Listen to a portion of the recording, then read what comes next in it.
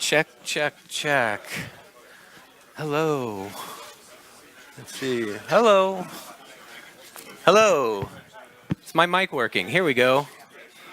Hi, can everyone hear me all right? Great.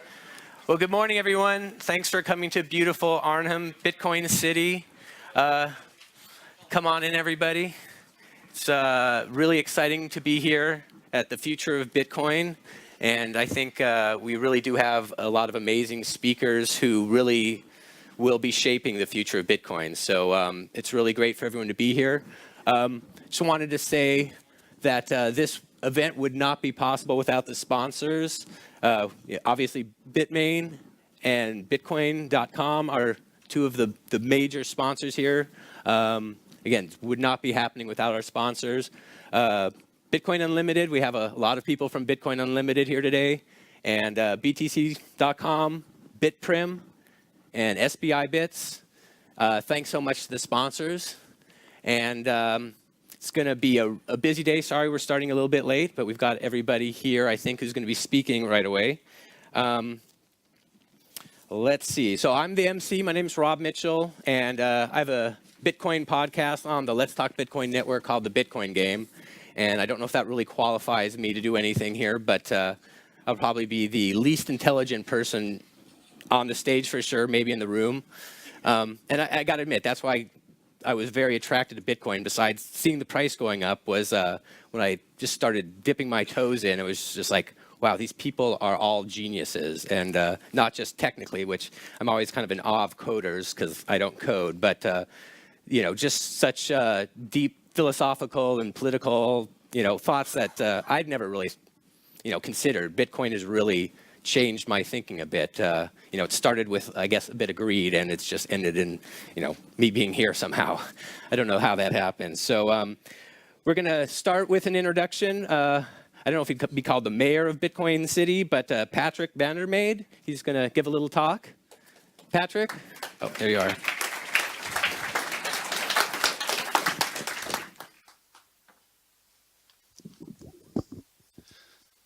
I have to say, is this mic working? Yeah, okay. I have to say this is an awesome view for me to see so many people who actually love Bitcoin to come to our town, Arnhem. So first of all, thank you for coming. It's really an honor to have you all over here, and I'm sure we'll make a splendid time for you. And yeah, if there's anything we can do to make it even better, then just let us know. First of all, I'd like to thank the organization of the Future of Bitcoin for choosing actually Arnhem above cities like Paris, Prague, or Amsterdam to organize this event. And we are very honored about it. I'd like to ask a few questions to the audience, if you allow me. How many of you are Dutch, actually? Can you raise your hands if you're Dutch? Oh, that's quite a lot. Okay, good. I will continue the presentation in Dutch then. No. And how many of you are from outside of Europe? Okay, cool. Okay, this is awesome, guys. This is really awesome. This is so cool. I think most of you have actually have used Bitcoin to pay something, I guess, on a website or something like that. But how many have used Bitcoin to actually pay in a physical store or shop? Oh, that's way more than I expected. This is all last night. we had a lot of transactions last night, so thanks for that. Maybe some of you know, maybe some of you were here last year when we organized a small conference ourselves. Actually, who were here last year with the conference? Oh, that's just a few of you. Okay, so it's good to have all those new people over here, and great to have you back again if you weren't here last year. I will keep it short because I know there are far more interesting speakers than me. So I'll just talk a little bit about how Arnhem Bitcoin City came to be. It started all with three friends, Rogier, Annette, and I. And we've known each other actually since high school, I guess. And we started to learn about Bitcoin, and just like, I guess, most of you, the more we learned about it, the more we got enthusiastic about it, and we thought this is going to be way more bigger than it is now, and we should actually do something about it. And we were just wondering how much trouble it would be to get a merchant to accept Bitcoin in Arnhem, so we could actually pay a beer in Bitcoin or something like, just for fun of it. An idea that popped up while we were drinking beers on a terrace. And at that time there were some web shops where you could buy stuff with Bitcoins, but there wasn't many physical shops where you could buy something like with Bitcoin. I bought the alpaca socks from some Vancouver. Okay, I see someone pointing here.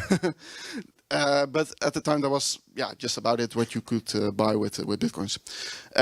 So we figured out what should we do. Well, we started a company named Bitkassa to actually do the same thing like BitPay is doing for a lot of merchants.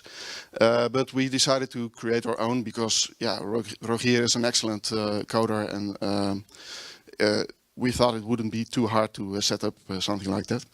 And we went to the Chamber of Commerce, we registered a company, and we went on the streets for merchants and asked them if they were willing to accept Bitcoin, if we could still convert those Bitcoins to euros, because those merchants need to have euros to pay out their personnel and their stocks for it. And what do you think was the hardest part about setting up this plan? It was actually to get a normal bank account. We just went to the Chamber of Commerce, and we registered as a company doing stuff with Bitcoins, and we asked for a bank account at the first bank that was to our knowledge, and we got a rejection letter from them that they would not support a company doing business with Bitcoin because they were not having a good sight of what Bitcoin was, and they just rejected our proposal for or request for an account. So at that time we decided that we were on a bit of a rush and we would like to continue. So we wrote like all the Dutch banks to get a bank account, and all those rejections letters came rolling in. There was luckily just one bank that would give us an account, and thanks to that bank, things like Arnhem Bitcoin City could actually thrive. It's a Dutch ABN AMRO bank.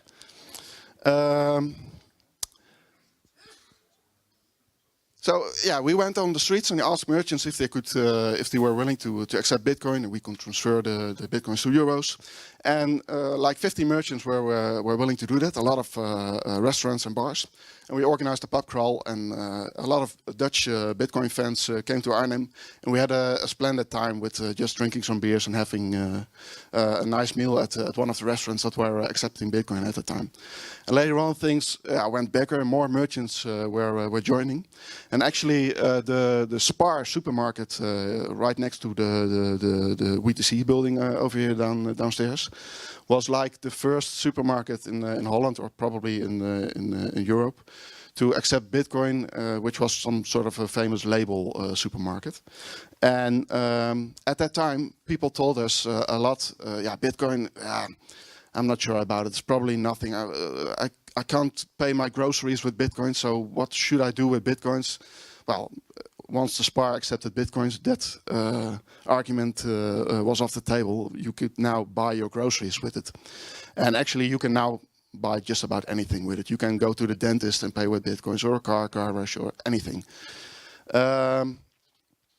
Later on, things got bigger, and we organized more events, and that's when also Otto was joining us. Otto was sitting right here in the front.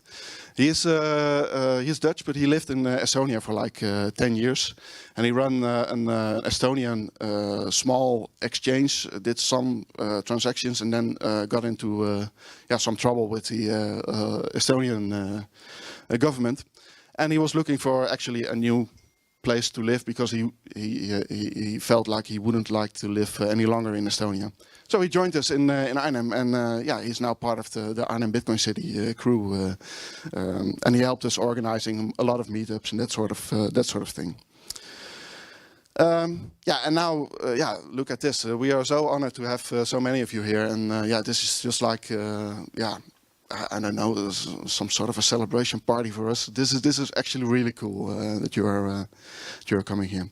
Oh yeah, also, so in the beginning, all the merchants were exchanging the bitcoins to euros through us, and a lot of people told us, yeah, that's not really how Bitcoin should be working, and that's like a bit of cheating, but it is a way to get merchants to know Bitcoin. And actually more and more merchants were asking us, hey, can I keep the Bitcoins for myself? So now like 20% of the merchants are actually keeping the Bitcoins. And there are some restaurants, for instance, who accept Bitcoin, who pay their bread at a bakery who's also accepting Bitcoin. So we're just starting to set up a little circular economy over here. And that's actually what we're trying to do, right? To get rid of the normal financial payment systems and use Bitcoin. Okay, just some small things. If you go out to the streets and pay with Bitcoins, the Burger King right in the station here is not accepting Bitcoin. There's another Burger King in the center of the town that is accepting Bitcoin. So keep that in mind. The Burger King from the station is actually owned by the Dutch railway station, and they were a bit hard to convince to join us. Yeah, just use a decent wallet. For instance, there are a lot of decent wallets, but for instance, Bread Wallet or Mycelium, we have good experiences with those wallets.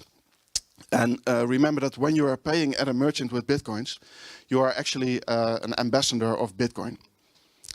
Most of the merchants don't know too much about Bitcoin. Some of them are getting more knowledge about it, and they are really interested about it. But some of them are just doing their normal job, and we told them about Bitcoin, and they gave us a chance to prove that Bitcoin can actually do something like this.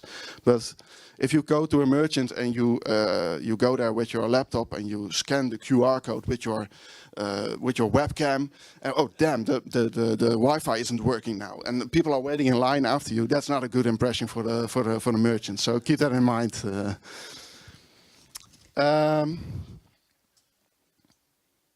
Yeah, that's what I was about to say about Arnhem.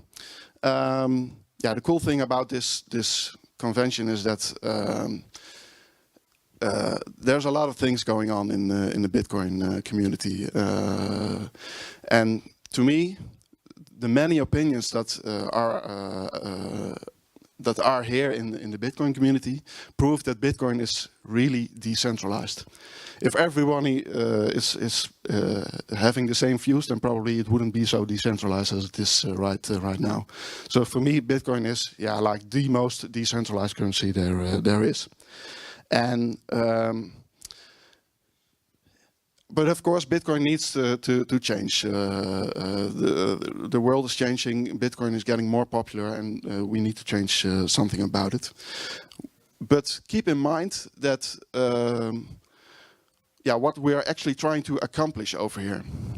For me, Bitcoin is about providing an alternative to the normal financial systems, the banks, actually the banks that refused us to get a normal bank account, and in that way had way too much power to stop us from doing what we are trying to do here, and to provide an alternative for banking. And I think that is the most important thing that everybody has to keep in mind. And I just wish you all a splendid time over here, and thank you very much for coming over here. Thank you.